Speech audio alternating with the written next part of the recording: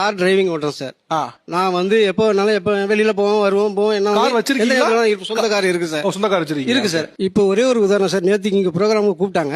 எங்க வீட்டுல ஒரு பயங்கரமான பிரச்சனை, பையன் பிரச்சனை ஓடிட்டு இருக்கு. எனக்கு இங்க வரதுக்கு இஷ்டம் இல்ல, இது உண்மையான சம்பவம்.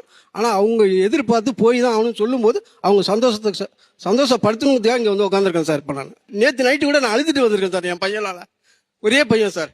அவனுக்கு இப்ப 2 பையன் இருக்கான். ஒண்ணுமே இல்ல, ஒரு 2 வருஷம் வெளியில தனியா போனான் சார். வேற எதுவுமே இல்ல. ஃப்ரெண்ட்ஸுங்க கூட 50 லட்ச ரூபா கடங்காரன் ஆயிட்டான். அதுக்காக என் பையன் நீ எதுவுமே நினைக்காத, எல்லாத்தையும் நான் அடைக்கிறேன், ஏதாவது நினைச்சிடாத, ஏதாவது செஞ்சிடாத. 2 பிள்ளைங்க இருக்கான், பத்திரமா இருன்னு சொல்லிட்டு இங்க வந்திருக்கேன் சார். நான் இதோட என்ன சார் நம்ம பிள்ளைங்களுக்கு மனைவிக்கு எல்லாரும் நம்ம அன்பு காட்ட முடியும் சொல்லுங்க? இது வெளியில காட்ட முடியுமா? வெளியில சொல்ல முடியுமா?